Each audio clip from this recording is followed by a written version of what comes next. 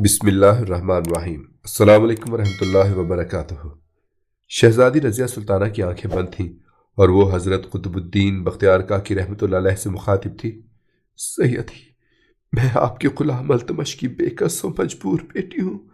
काफिरों और मुनकिरों की चार दीवारी में महबूस और आपकी बारगाह जलाल में हाजिर होने से माजूर। रज़िया की गिरफ्तारी जारी थी।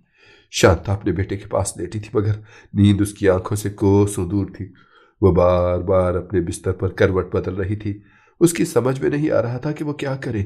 शहजादी का इसरार था कि सुल्तान अल्तमश इस हालत में स्वामी दीनानाथ की कुटिया पर हमला कर दे, और शांता का ख्याल था कि सुल्तान का कोई भी इक़दाम शहजादी की मौत का सबब बन सकता है। इसी ज़हनी कशमकश ने उसके नर्म गुदाज बिस्तर को अंगारों और कांटों का बिस्तर बना दिया था। राजा देवबल ठाकुर के इशरत कदे में शराब पी रहा था और बलराम सिंह इंतहाई सरमस्ती के आलम में झूम रहा था। महाराज, कल का दिन मेरी जिंदगी का अजीब दिन होगा। वो कैसे ठाकुर? राजा देवबल ने लहराते हुए कहा। कल सुल्तान अल्तमश को शिकस्त होगी और मेरे सर पर फतह का ताज सजाया जाएगा। ठाकुर हज़ियानी अंदाज में चीखा। कल शहजादी रज़िया सुल्ताना अपना मजहब तब्दील करेगी और देवता हमें आशीर्वाद देने आकाश से धरती पर आएंगे और गोपियां रक्स करेंगी। अभी ठाकुर का सिलसिला कलाम जारी था कि यकाएक कमरे के दरो दीवार हिलने लगे। ये क्या है ठाकुर? राजा देवबल ने घबरा कर पूछा। शायद जल्जला आया है। बलराम सिंह के चेहरे पर खौफ व दहशत की परछाइयां लरसने लगी थीं। फिर देखते ही देखते पूरे मंदिर में कोहराम मच गया। बलराम सिंह के हजारों मुसल्ला कारकुन, मंदिर के सेवक, सराय में ठहरे मुसाफिर और मिवाती लुटेरे चीखते हुए मंदिर के मैदान में निकल आए। जमीन बहुत देर तक लरसती रही। इस दौरान राजा देवबल और बलराम सिंह सैकड़ों बार जिए और हजारों बार मरे। फिर जब जमीन अपने महवर पर साकित हुई तो मंदिर का बड़ा पुजारी वहशियों की तरह चीखता हुआ बलराम सिंह के कमरे में दाखिल हुआ। ठाकुर, भगवान की तमाम मूर्तियां जमीन बोस होकर टूट गई हैं। ये अच्छा शगुन नहीं है। यकीनन कोई आफत आने वाली है। यह खबर सुनकर राजा देवबल और बलराम सिंह खुद भी पत्थर बन गए थे। फिर जब राजा देवबल के होश हवास बहाल हुए तो बलराम सिंह से कहने लगा। ठाकुर, मुझे यहां से जाने दे। अगर कुछ दिन और ठहर गया तो किसी अजाब का शिकार हो जाऊंगा। मैंने कब किसी को रोका है? बलराम सिंह बुरी तरह झुंझलाया हुआ था। अगर आप जाना चाहते हैं तो इसी वक्त चले जाएं। बुरा ना मान ठाकुर। राजा देवबल अभी तक सहमा हुआ था। मैं तेरा दोस्त हूं, इसलिए मेरी बातें गौर से सुन। बलराम सिंह इस्तेफामिया नजरों से राजा देवबल की तरफ देखने लगा। तुझे याद होगा ठाकुर, उस दिन सारंगा ने भी एक भयानक ख्वाब देखा था। राजा देवबल ने बलराम सिंह को गुजरी हुई बातें याद दिलाते हुए कहा। उसने मंदिर में खून का सैलाब देखा था। ठाकुर ने कुछ सोचते हुए इस बात में अपने सर को जुम्बुश दी। तूने कहा था कि सारंगा का ख्वाब खौफ दहशत का नतीजा है, मगर अब ये जल्जला? राजा देवबल के लहजे से अब भी हल्की हल्की लर्जिश नुमाया थी। जमीन का अचानक कांप उठना महज एक इत्तेफाक है महाराज। अगरचे अंदर से ठाकुर बलराम सिंह भी सहमा हुआ था, लेकिन राजा देवबल के सामने वो बेनियाजी का मुजाहरा कर रहा था। नहीं ठाकुर, ये इत्तेफाक नहीं है। राजा देवबल के जहन में मुख्तलिफ अंदेशे सर उभार रहे थे। जिस दिन से राजकुमारी यहाँ आई है, मैं कुछ अजीब सी बेचैनी महसूस कर रहा हूँ। ठाकुर बलराम सिंह ने जबरन मुस्कुराने की कोशिश की। महाराज, आप चाहते हैं कि मैं राजकुमारी को उसके महल में वापस पहुंचा दूं? तुम कुछ भी करो ठाकुर, मगर मैं यहां से जाना चाहता हूं। राजा देवबल अब किसी कीमत पर भी मंदिर में ठहरने के लिए तैयार नहीं था। बाहर के बारे में आपको कुछ पता है महाराज? बलराम सिंह ने तंजिया लहजे में कहा। एक एक कदम पर सुल्तान के दो दो सिपाही पहरा दे रहे हैं। मुझे हर हाल में जाना है ठाकुर। राजा देवबल ने एक ही रट लगा रखी थी।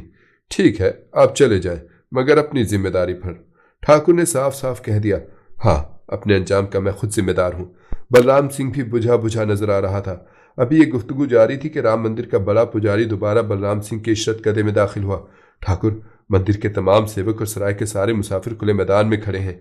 खौफ व दहशत के बायस वो अपने अपने कमरों में जाने के लिए तैयार नहीं। बलराम सिंह राजा देवबल के साथ उठ खड़ा हुआ। फिर उसने अपनी आंखों से वो अजीब मंजर देखा कि सारे बुत शिकस्ता हालत में जमीन पर ऊंधे पड़े थे। इस वाक़े का हैरत अंगेज पहलू यह था कि जल्जले से सिर्फ देवताओं के मुजस्समे मुतासिर हुए थे। मंदिर में रहने वाले तमाम इंसान भी महफूज थे और दूसरी चीज़ें भी। ठाकुर ने तमाम लोगों को बहुत तसल्लियाँ दी, मगर उनके खौफ में कोई कमी वाक़ई नहीं हुई थी। भगवान हमसे नाराज़ हो गए ठाकुर, एक बूढ़े पुजारी ने कांपती हुई आवाज में कहा। देवताओं की मूर्तियों का टूट जाना कोई अच्छा शगुन नहीं है।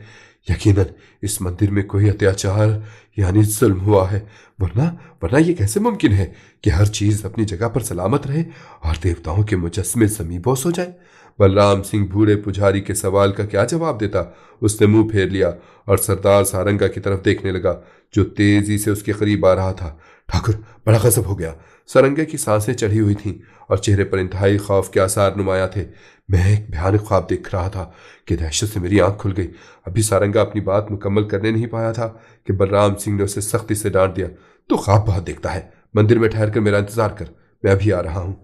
सारंगा थके थके कदमों से मंदिर की तरफ चला गया और ठाकुर बलराम सिंह मैदान में खड़े हुए खौफजदा हुजूम को मुखातिब करके कहने लगा, इस मंदिर में कोई नाइंसाफी और कोई अत्याचार नहीं हुआ है। अगर भगवान नाखुश हैं तो उन्हें राजी करने की कोशिश करो, भजन गाओ और कीर्तन करो। ब्रह्मा को उस वक्त तक पुकारते रहो जब तक वो आकाश से उतरकर धरती पर ना आ जाए। ये कहकर बलराम सिंह राजा देवबल के साथ मंदिर में चला गया। फिर वो सारंगा को लेकर अपने इशरत कदे में पहुंचा। ठाकुर, कुछ देर पहले मैंने एक और भयानक ख्वाब देखा है।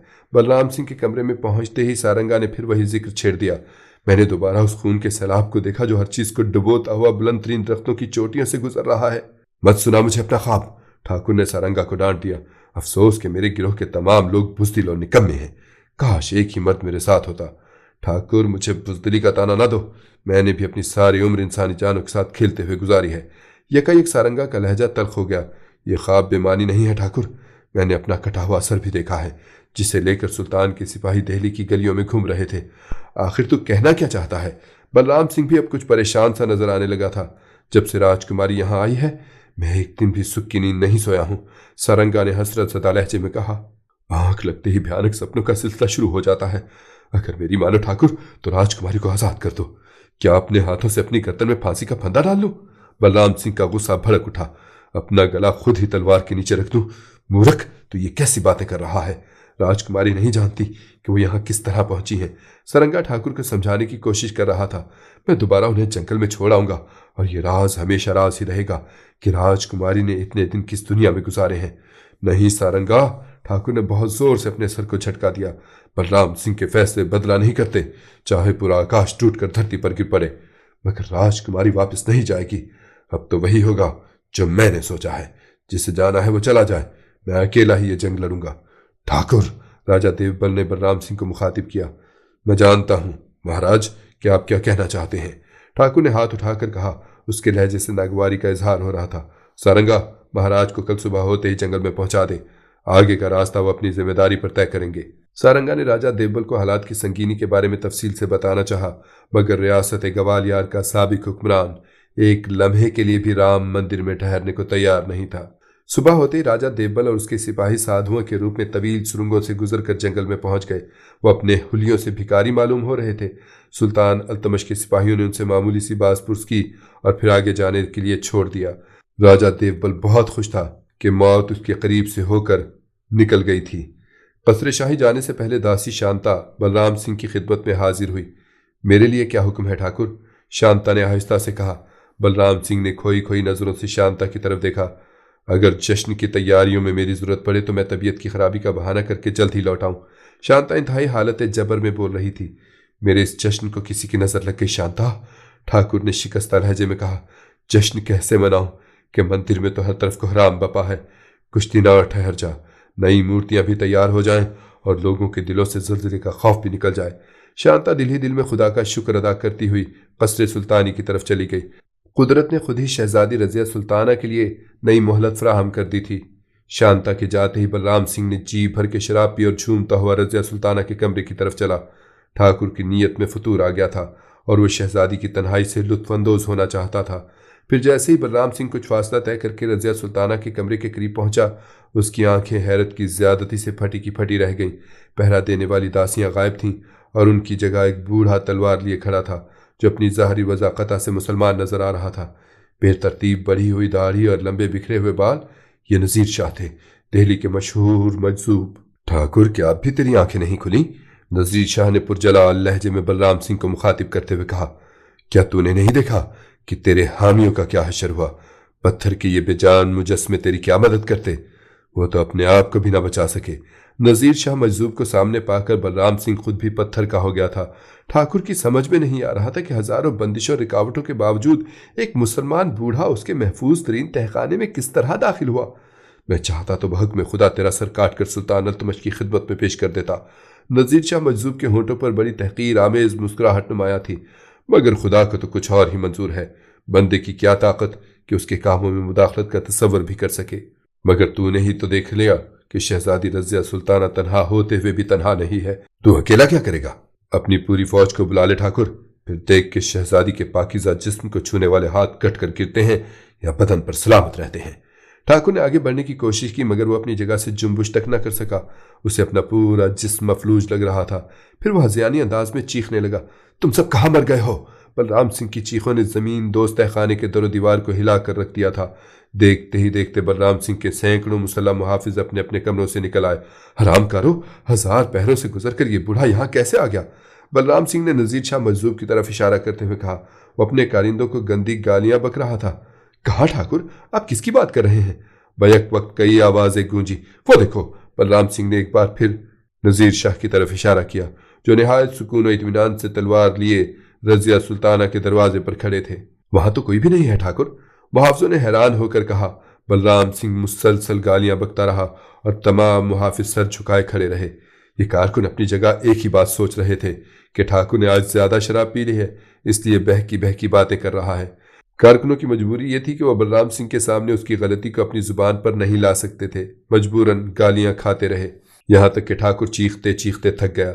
रात के जल्जले के बाद ये एक और लर्जा खेज वाकया था जिसने बलराम सिंह को बदहवास कर दिया था। उसने एक एक पहरेदार से पूछा, मगर हर शख्स ने यही जवाब दिया कि ठाकुर को धोखा हुआ है। इस कदर संगीन पहरे में इंसान तो कुजा कोई चींटी भी तहखाने के अंदर दाखिल नहीं हो सकती। फिर वो कौन था और यहाँ कैसे आया था? बलराम सिंह बहुत देर तक अपने सर के बाल नोचता रहा और उसके मुसल्ला मुहाफिज डरे सहमे सोचते रहे कि शायद ठाकुर का जहनी तवाजुन बिगड़ गया है। उसी रोज दोपहर के करीब शांता के मंसूबे के मुताबिक 50 जांबाज सिपाही साधुओं के लिबास में स्वामी दीनानाथ की कुटिया पहुंच गए। मंदिर के सेवकों ने उन्हें दूर दराज से आए हुए मुसाफिर समझकर बड़ी इज्जत और एहतराम के साथ सराय में ठहराया। जमालुद्दीन याकूत हबशी ने अपने साथियों को देखा और इत्मीनान का गहरा सांस लिया। शाम को कसरे सुल्तानी से वापसी के बाद शांता पहले याकूत हबशी से मिली। मैं करीब आपको ठाकुर के पास ले जाऊंगी। अब आपका एक ही काम होगा कि रास्ते के हर पेचो खम को आंखों ही आंखों में महफूज रखें। मुझे उस लम्हे का इंतजार है। याकूत हबशी ने पुरजोश लहजे में कहा। ऐसा लगता है कि जैसे वक्त थम कर रह गया है, वक्त की रफ्तार को बढ़ाया नहीं जा सकता। शांता ने एक बार फिर अमीर आखुर को हिदायत की, आप अपने साथियों से मिलते रहें मगर एहतियात के साथ। ये कहकर शांता ठाकुर के पास चली गई। बलराम सिंह किसी शिकस्त खोरदा जुआरी की तरह मुंह लपेटे पड़ा था। शांता के कदमों की चाप सुनकर उसने आहिस्ता सर उठाया और फिर फौरन ही मुंह मोड़ लिया। शांता को अजीब सी खुशी का एहसास हुआ। एक खौफनाक दरिंदा थका मांदा और बीमार सा नजर आ रहा था। ठाकुर, तबीयत तो खैर है? शांता ने बलराम सिंह के करीब जाकर पूछा। तेरे पीछे एक और अनहोनी हो गई शांता। ठाकुर बड़ी बेदिली के साथ उठा और अपनी देवदासी को पूरा वाकया सुनाने लगा। नाकाबिले यकीन ठाकुर, इंतहाई नाकाबिले यकीन। जोशे जज्बात में शांता के मुंह से हल्की सी चीख निकल गई। तू भी मेरी आंखों को झुटला रही है शांता? बलराम सिंह ने गजबनाक लहजे में कहा। मंदिर का हर फर्द खामोश जुबान से यही कह रहा है, जैसे मेरी बिनाई साइल हो गई है। ये बात मैं नहीं कह सकती ठाकुर। शांता ने बड़ी तेजी से अपना लहजा तब्दील कर डाला। मुझे आपसे ज्यादा किसी पर एतबार नहीं है। आपने जो कुछ देखा वो इसी तरह दुरुस्त है जैसे इस वक्त सूरज डूब चुका है और स्याह रात हमारे सरों पर छाई हुई है। मगर वो कौन था? यहाँ किस तरह आया था? बलराम सिंह ने शांता से भी वही सवाल किया जिसे वो अपने सैकड़ों कारिंदों के सामने दोहरा चुका था। मैं क्या जानूं ठाकुर के वो कौन था और यहाँ क्यों आया था? शांता खुद भी इस वाक़े पर हैरान थी मगर मजबूरन बलराम सिंह की हाँ में हाँ मिला रही थी। आप उस शख्स को भूल जाए ठाकुर, वो आपका कुछ नहीं बिगाड़ सकता। कैसे भूल जाऊं? बलराम सिंह ने झुंझला कर कहा। उसके सामने मेरे पूरे जिस्म की ताकत सल्ब हो गई थी। अगर वो चाहता तो शायद मुझे कत्ल कर डालता। फिर? शांता बज़ाहिर मुजस्सिम सवाल बन गई थी मगर दिल ही दिल में वो नाकाबिले बयान खुशी महसूस कर रही थी। अब कुछ दिन ठहर जा, पहले मुझे इस बदरूह का इंतजाम कर लेने दे। बलराम सिंह नज़ीर शाह मजजूब के वजूद का बदरूह समझ रहा था कि उसके मजहब में यह अकीदा आम था। जैसी ठाकुर की मर्जी, यह कहकर शांता रज़िया सुल्ताना के कमरे में चली गई। शहजादी बहुत उदास थी। आज शांता को देखकर उसके चेहरे पर खुशी की कोई अलामत नहीं उभरी। शांता ने हस्बे मामूल आगे बढ़कर रज़िया सुल्ताना के कदम छूने की कोशिश की मगर शहजादी ने अपने पांव समेट ली। क्या ख्वाजा सुल्तानी ने हमला कर दिया? रज़िया की आवाज़ तुंदो तेज थी। नहीं, शांता ने अर्ज किया। क्यों? शहजादी की रोशन कुशादा पेशानी पर बल पड़ गए। अभी इसकी जरूरत नहीं। शांता के होठों पर एक आसूदा मुस्कुराहट उभर आई। रात के जल्जले ने ठाकुर और उसके तमाम कारिंदों को शदीद खौफ और हरास में मुब्तला कर दिया है। ये कहकर शांता ने एक अजनबी शख्स की आमद का वाकया भी बयान कर दिया। रजिया सुल्ताना कुछ देर तक हैरत और सुकूत के आलम में बैठी रही। फिर उसकी आंखों से आंसू बहने लगे। ए मेरे खुदा, ए मेरे दस्तगीर, ए मेरे मुश्किल कुशा, अगर तू अपने बंदों की खबरगिरी ना करे तो फिर उन्हें ज़ेरे आसमां कहाँ पनाह मिलेगी। मैंने कहा था ना शहजादी हुजूर, या आपके मोहतरम बाप ने भी किसी औरत को बेआबरू नहीं किया है, इसलिए खुदा आपको भी बेआबरू नहीं होने देगा। शांता ने रिक़त आमेज़ लहजे में कहा और फिर खुद भी रोने लगी। मैं नहीं जानती कि आपका मुहाफिज बनकर आने वाला वो नादीदा शख्स कौन है, मगर वो आया और तन्हा होते हुए भी हजारों को खौफे बर्क में मुब्तला करके चला गया। आप जिसे पुकारा करती थी उसने आपको बेसहारा नहीं छोड़ा। जरा जरा देखिए तो क्या अजीब वक्त है कि कातिल पनाह ढूंढते फिर रहे हैं। शहजादी के बहते आंसू और तेज हो गए, मगर इसके साथ ही उसके होंठों पर एक अजीब सी मुस्कुराहट भी उभर आई।